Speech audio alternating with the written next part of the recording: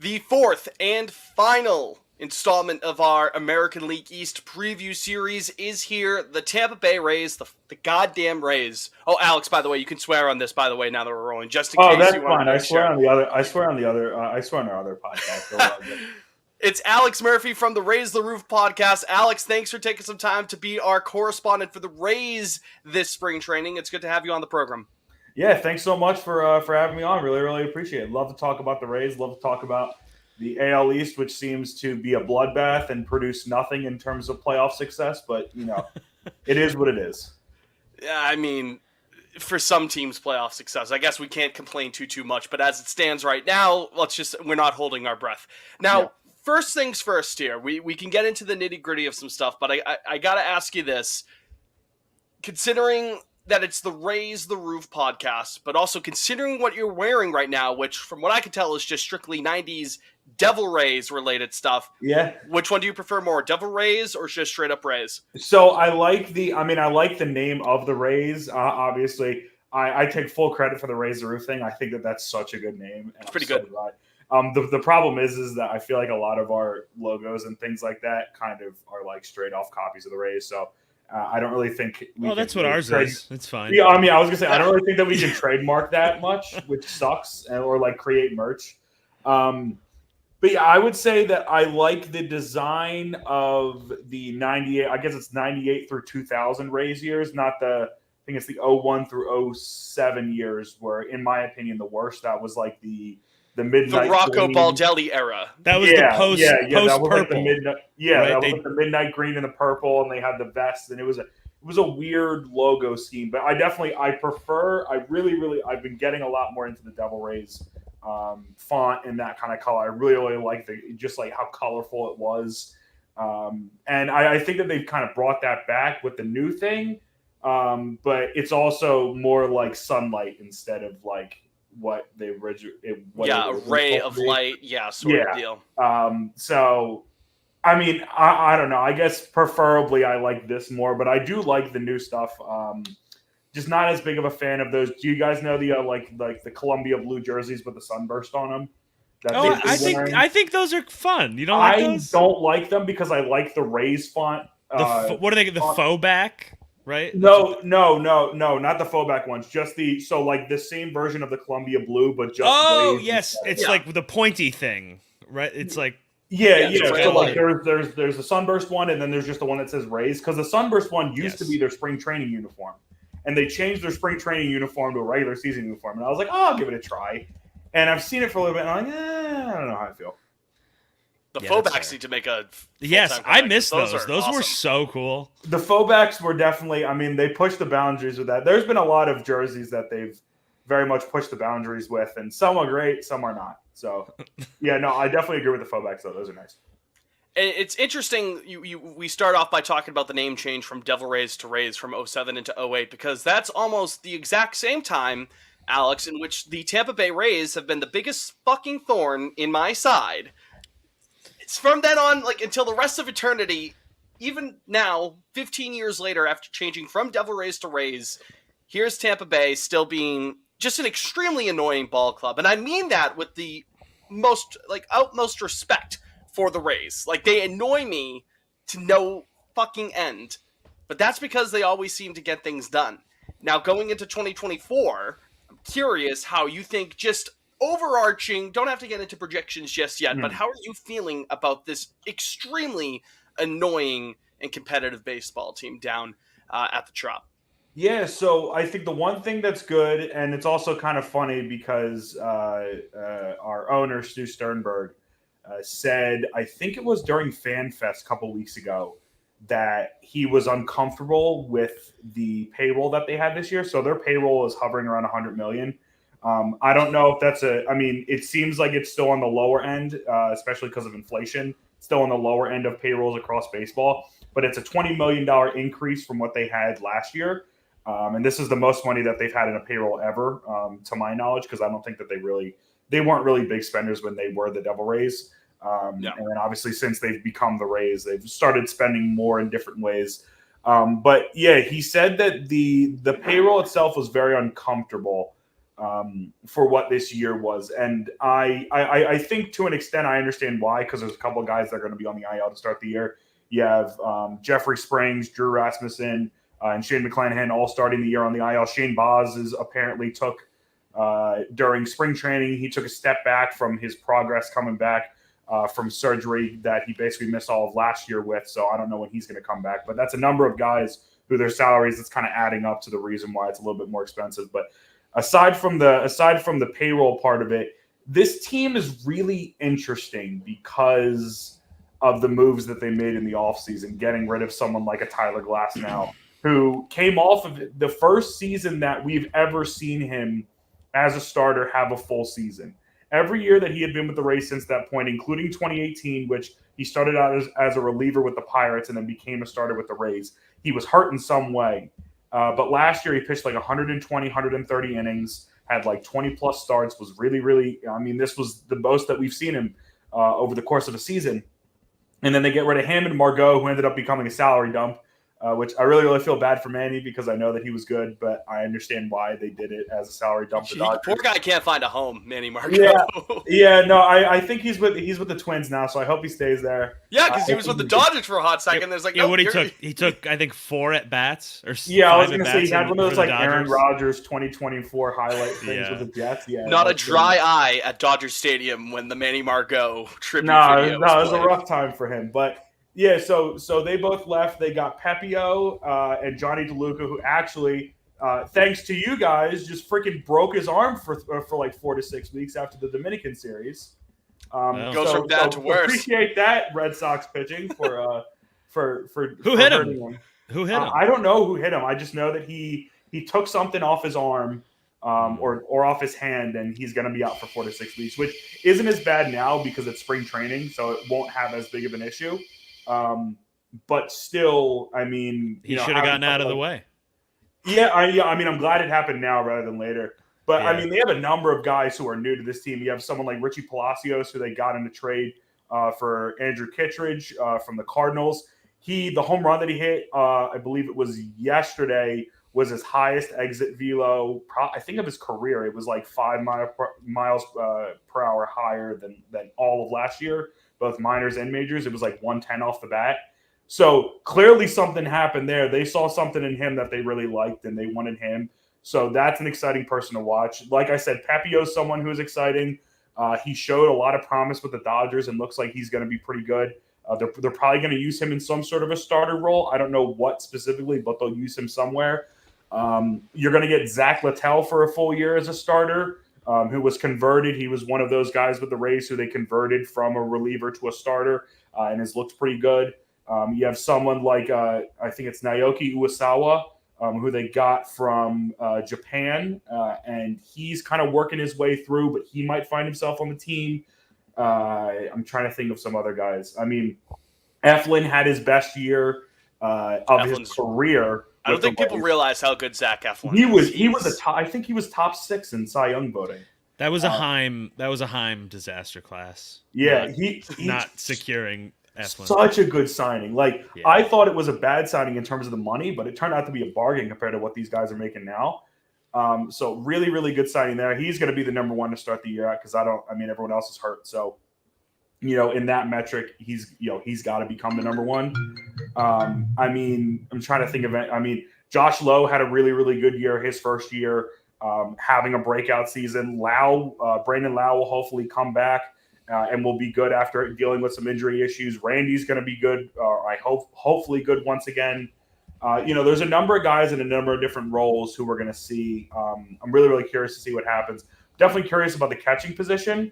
Renee Pinto is going to be the Rays catcher to start the year out, and they put a lot of faith in him at the start or at the end of last season. He showed a lot, surprisingly. I was very low on him to start, and then I started watching him a little bit more, and I was like, okay, this guy's got a little bit to him, but I don't know, what that's going to end up being. They have a really, really weird catcher situation and have never really had a guy at catcher who's been amazing other than that half season of Travis d'Arnaud in 2019 or I guess in recent memory, that half season of d'Arnaud in 2019 and then Zunino's 2021, but they didn't capitalize on it because they lost to, the Red Sox in the ALDS.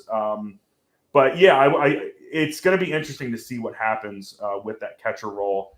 And there'll be some other interesting position battles, but I think there's a lot on this team that not a lot of people are thinking about, and I feel like a lot of stuff that people are discounting as well, just because maybe those big names aren't there. But I mean, this is a team that's been to the playoffs for the last 19, 20, 21, 22, for the last 5 years. They are one of the best teams in baseball over that span. I mean, they are creating they are finding more diamonds in the rough than anyone else can find. So clearly, if they're looking at these guys and they're saying that they're going to be good, then they have a reason for it. So I'm optimistic, but I don't know about winning the division optimistic right now. Well, damn, you just went through like basically the entire organization, top to bottom there. A very like extensive run through there. That's impressive stuff, all off the dome. Yeah, I know. That was pretty good. Like, I know. I'm remembering too much. I swear to God. You're in the right. You're in the right spot. Don't worry about it. You mentioned a couple of guys in there that we can maybe go a little bit further into, but one of those to get off right off the bat though is Pepio. I don't know how many Red Sox fans listening have gotten the time to watch some Dodgers games from last year. Pepio looks very, very exciting, especially if he could stay healthy. He could be great for the Rays. He could just be another example of a product of someone who goes into the Tampa Bay pitching machine and it just out comes an ace. It feels like it's been like that for the last 10, 15 years. They develop a David Price. Oh, when he's gone, okay, here comes Blake Snell. When he's gone, oh, here's Shane McClanahan. Oh, he's hurt for the entire year. Is he going to be out for the entire or most of the year? He's going to be out for most of the year. Okay. Probably, if he's going to come back, it'll be in like late August, early September. Maybe he gets back into September and hopefully, for a push, if they even want to push it from there or just give him the extra time. Cross that bridge when you get there. But, McClanahan, he is on the bench. They'll find someone else. If Boz is healthy, that kid's nasty. It's impressive just how consistently the Rays are able to, both starters and relievers, are able to take guys in, find something in their game, adjust their arsenal a bit, and get the most out of them, and then, kind of rinse and repeat the old adage, like, you don't want to make a trade with the Rays. If the Rays are calling you to make a trade, just hang up the phone. If there's one, shifting gears just away from the starters, but if there's one reliever who, like, 99.9% of, like, even, like, pretty consistent baseball fans who read enough, watch enough, a guy that no one has absolutely ever heard of, who can emerge to be, like, this stud for the Tampa Bay Rays. Who could be that guy this year? Because I feel like that's another thing that happens all the time. Like a Pete Fairbanks, Jason Adam, guys like that. Who's going to come out in Robertson a couple of years ago? Who's going to be a guy who can be that for Tampa this year? Someone to maybe watch out for. Yeah, and I think the guy that I'm thinking of is probably Sean Armstrong, and he did a lot of that last year too. He showed a lot. Have you heard of Sean Armstrong? I've never heard of this guy. There you go. Right, there's your litmus test. I've never heard of that person. I was gonna say they had. They had Robert Stevenson. They got him from the Pirates and turned him into a guy who's making $10 million a year for the Angels. Which I'm sorry that he went to the Angels because my goodness, that is a bad place to be. But almost the exact opposite. Yeah, no, it is a terrible. I mean, you do not want to be playing for a team owned by Artie Moreno. I will say that for a fact. But no, Sean Armstrong has been really, really good with them. I know he had a good end of the season last year. He's got a lot of plus stuff and just seems like a guy who's just poised for a lot of success. He's a bit on the older side. So I think he's 34. Am I thinking of that? 33. So 33 turning 34 this year. But they have it seems like this bullpen is it's a lot of older dudes. You have Pete is going to be 30, 31. Adam is going to be in that 33, 34 range. Poche is going to be around there too. Poche is another, Phil Maton, who they just signed from the Astros, he's in around that 29, 30, 31 range. So this is a very it's an older, more experienced bullpen, I feel like, which is kind of unique to the Rays because they seem to be finding a lot of younger guys, but very much so this year, it looks like it's going to be a really it's going to be a more veteran experience pen, and I really like Armstrong. I think he'll be I mean, I don't know where Adam or Poche would set up, but I feel like Armstrong could be like a 7th, 8th inning guy leading to Pete, but I don't know for sure. So when he gets 50 holds by the All-Star break and he has a 3.55 ERA plus, you heard it here on Pod on Lansdowne first when Armstrong has that. He's gonna get traded. They'll find a way to get rid of him for someone good, and then the cycle will continue because they always find guys. Yeah, it's the crazy. It goes on down in Tampa. It's absurd how consistently they've been able to do that. Yeah, it is wild. I mean, looking at like it looks like Tyler Alexander is going to be a guy who they picked up off. I think they got him for like a minor league deal or something small like that. Chris Davinsky, they got him for a small deal at the break, I think last year, where they picked him up off waivers. I mean, a lot of the guys that they have, it just seems like you get them off waivers, you get them in a Rule 5 draft, you get them in a small trade here or there, and it just works out. I mean, this is a very in my opinion, it's a very, very solid bullpen. I wouldn't say it's the best bullpen in baseball by far, but it's definitely a top third bullpen in the league for sure. And while I was listing examples a couple minutes ago, I just wanted to, I think I said Robertson at one point. I meant Nick Anderson. So I got my wires crossed. Nick Anderson, can I rant for like 2 seconds? Nick Anderson is a thorn in my side. All right. There you go. Tell me about Nick Anderson. So all these people that are criticizing the Blake Snell move back in 2020, all these people criticized that move. I'm personally fine with the move because it wasn't the guy who they took out. It was the guy who they brought in. And Nick Anderson, to that point, I'm pretty sure had given up a run in like 6 or 7 straight postseason appearances. And then gave up a run once again. Also, the Rays only scored 1 run in that game, so you're not going to win a World Series game against the Dodgers scoring 1 run, but that's another story. But he gives up the lead almost immediately. And since that point, I think he's pitched maybe 40 innings in baseball in like 3+ years. So he got hurt and told no one that he was hurt, which I don't know how that's possible, but I am so glad he's not on the Rays anymore. He was the Braves' problem and responsibility, and then they realized he sucked and was injury prone, and then they got rid of him. I mean, I'm so glad he's off the team because I don't want to sorry to open old wounds. No, it's fine. It's fine. I want people to know that it was just it's so sad to watch because they got. I mean, it's one of those things where, and I think a lot of the guys like how Uwasawa signed a minor league deal with the Rays. Because of the fact that he had faith in the system, that they would be able to make him into a good pitcher, or at least ready for the majors. They get literally the most out of their pitchers that they can. And I feel like the guys know going into it that like that could result in an arm injury or something like that. Because a lot of these guys just haven't been utilized like that before until they get to the Rays and they start developing new pitches and new ways of pitching and, find a lot of success. I think, again, the guys know the risk going into the situation. But I mean, still, the risk still has, there's still consequences to the risk in certain examples, like a Nick Anderson, for example. And I mean, like Shane McClanahan, he had Tommy John when he was at USF. I think he had Tommy John. He had some arm surgery when he was at USF and then gets another arm surgery after last year. So, the Rays take risks on guys who are overlooked and they try to get the most out of them. And if that means that they get injured again or they get injured for the first time, it's just kind of par for the course.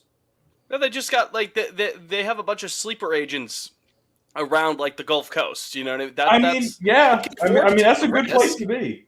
Right? You know what I mean? They just can just activate anyone as they so choose if one of them goes down. Last year was, Alex, you can obviously speak to it more than me, but it felt like every 3 to 4 weeks it was like, oh, Rays pitcher done for the year. Oh, Rays pitcher done for the year. Oh, it was a lot last year. That was more. Rattle off some of the guys that had to get season-ending surgery last year. Springs got hurt within like a month or two. Rasmussen got hurt, I think, after Springs was like the best pitcher in baseball. Springs had like a 1 ERA and was stupid. I think Red Sox legend Jeffrey Springs. Yeah, and also Rangers legend Jeffrey Springs because I have his rookie card, and he was on the Rangers at that point, which I didn't know. So good for him. I think Rasmussen got hurt after throwing like 7 strong against the Yankees earlier in the year, and I remember that distinctly because it was such a good game, And then like a day or two later, that comes out. You're like, God damn it, he pitched so well, and then it happens. And then Shane got hurt. I don't know when Shane got hurt. Like all these things start to roll together. I think Boz. I forget when Boz had gotten hurt because it might have been. Oh my God, I don't even know when. There's too many guys. Yeah, this Boz had to have been like 22 because he was pitching in the ALDS in 21. Yeah, I know. Yeah, I think he pitched in 22 at least for a little bit, and then got hurt at some point. But yeah, I mean, it's just so many injuries that I did not expect to happen, and it was. I mean, luckily the Rays found replacements, and they had stand. They always do like that. I mean, like Taj do. Bradley's a great example of it. He was not ready to come up to the majors out of Durham.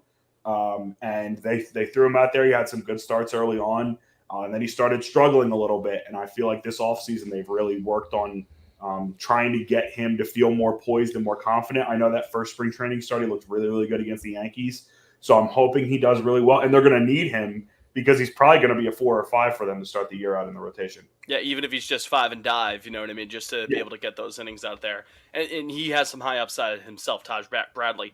Now switching over to the offensive side here, we talk about what's been the bread and butter of many a Rays team in recent memory, the pitching. But there's one guy, one kid with the Rays who has me shaking in my boots a little bit for years to come here.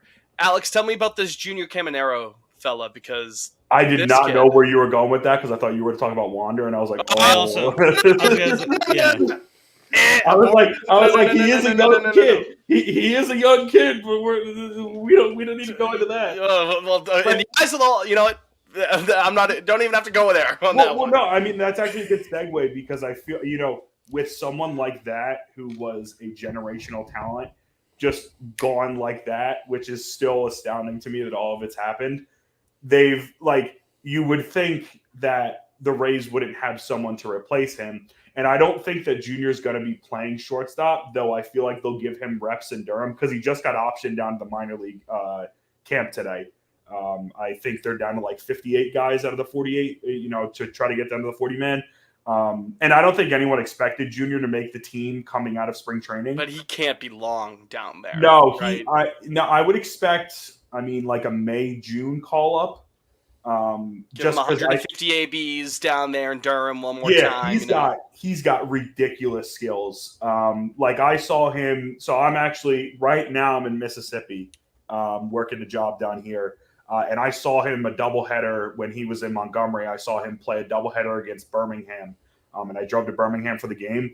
He made some plays at third base that were absolutely insane. He had a triple to right center field that he just legged out. I mean, it wasn't like guys bobbled it. He was just that fast and he legged it out. He has a lot of maturity for his age right now. I know he's got a little bit of kinks to work out, but it seems like he's got his head in the right place, and hopefully so, because losing a guy of the status of Wander Franco and then having someone like Junior Caminero to come up right behind him and be that young, that young superstar is insane that the Rays had that put up. Though I think that if there's going to be someone who's going to come into shortstop after him, it's going to be Carson Williams, who I believe I'm trying to think. I don't know if he got up to Montgomery, because if he did, it was not that long. But I know that he was in Bowling Green for a decent portion of time.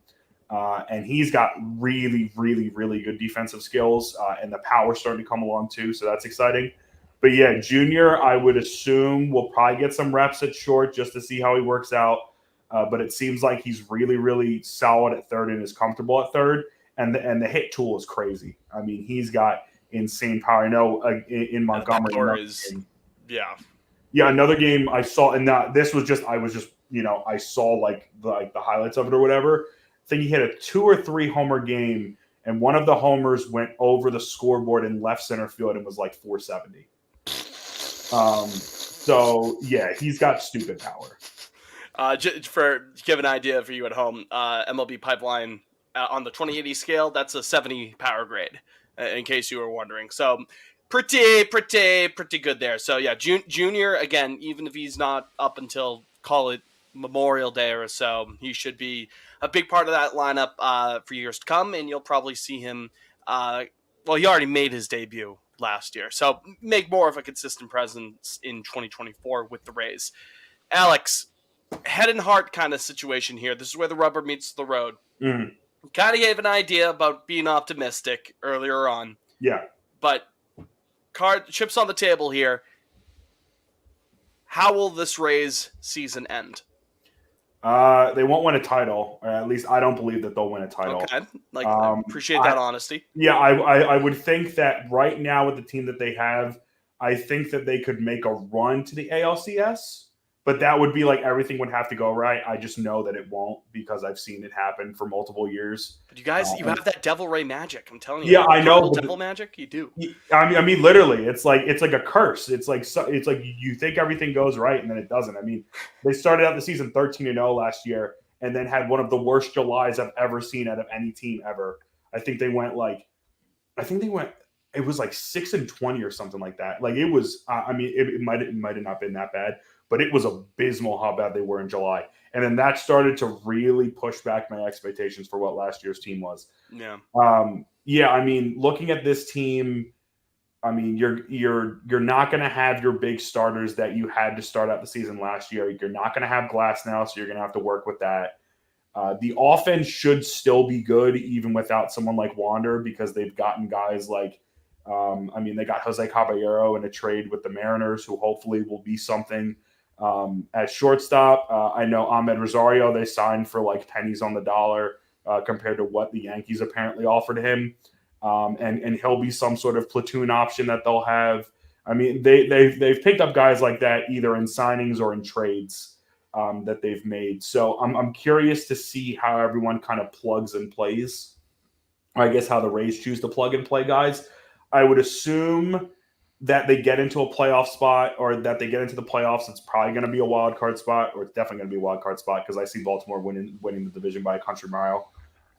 They're just so good. And if Jackson Holiday makes the opening day roster, I'm probably going to cry because that kid is stupid. And it seems like they found like they found whatever white person factory that exists where they just keep churning out. Yeah, you guys have a pitching lab. They have a bro. Who do you know here lab? That's what they have in Baltimore. They have so many good players on that team that they've just continuously produced. So I think that in itself, I think they're going to win the division again. I think the Rays are going to finish second or third, sneak into a wild card spot, and they could make a run for the ALCS. But I think that's the furthest that they would go. I would assume realistically, it's either the wild card series or the ALDS for them. Now, last question here tonight. This is for the both of you, for Jake and for Alex. How many games at the Trop are the Red Sox going to lose, and why is your answer all of them? Because it's a fucking house of horrors. I don't have any positive memories. I have one. I have two. I have the 2013 winning the ALDS there, that game, and then then 21 the comeback. What about Big Poppy's home run? I was gonna say Poppy hit his 500th there. Yeah, what is that's not? I don't. That's it's not 400 homers, Jake. No, I know. I mean, that's not like I don't think. Oh wow, what a special moment. I mean, it's, no, the Trop is a house of horrors. The fucking cowbell. They do not use the cowbell that much, to be honest. I went a couple years ago, and they were still like even in the outfield because I have family just outside of Tampa, so I've been down there a couple of times. I'm curious to have you on there now that I mentioned that, though, Alex. What are your thoughts as a Rays fan of the Trop? No, of the Trop. It's America's ballpark. I don't think it's that bad. I think it's like not. People hate on it for no reason. If you had the choice of going to a stadium in Florida in the summer in 95-degree heat with 100% humidity, or going in an air-conditioned stadium that is, the amenities are fine. They've upgraded a lot. I think they've put like $30 or $40 million into upgrades recently. They've made a 360-degree concourse. They have a lot of good concessions. The bar behind the batter's eye is crazy. I love that. There's a lot of solid things about the Trop. It's not the best stadium in baseball. I use the America's Ballpark thing because we've been pushing that. Like we have a shirt company that we've partnered with, and they created like Trop shirts that say America's Ballpark on them. So like it's awesome. It's a vibe. As long as it's not America's most ballpark. I think people would stop shitting on it like immediately if the walls behind the blue walls weren't gray, if they were just white or something. Like, I think just how drab it looks on TV is like I definitely get the drab part. I definitely and like the part. turf, the On color of the turf is disgusting. Like if that was just a little more green, I think it's like so. I think it's just aesthetic, like the colors in that place, like the lighting or whatever it is just putrid on TV. Yeah, I think it's way better in person, Jake. Again, it's I always say it's again, Fitz. I'll take your word for it. It's so weird that it's kind of good almost. Like it's still it's such a unique aesthetic. It is only a trop aesthetic. Like it is a one of a kind, unique place. There is no other place in baseball like it, and there will be no other place in baseball like it. And there's no other place like Ferg's right next door either. Oh, Ferg's oh my God, Ferg's is the best.